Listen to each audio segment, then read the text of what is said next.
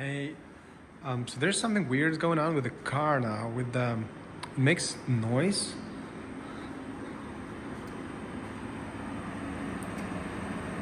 You can hear it.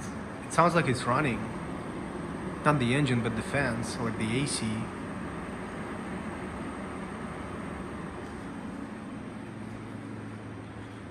But then it's completely turned off. So it's completely turned off and it's making sounds. I can't figure out what it is. It's amazing. It's fascinating. Never had this happen before with any other car. It's doing its own kind of like blowing fans thing, and then if I open the car, I'm gonna unlock it. Like this is all turned off.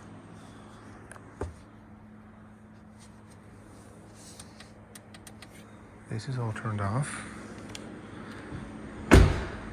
Close it, lock it. Now the car is locked, and we got the headlights that are working for like 30 seconds after you lock the car. This is an option that you can add in the settings, but there's no option for keeping the fan on that I would turn on and off. That's strange. What's happening to you? Does anybody know? Hit the comment. Yeah, it's like from the radiator. Almost like it just has the sound like it's almost like the AC is running on.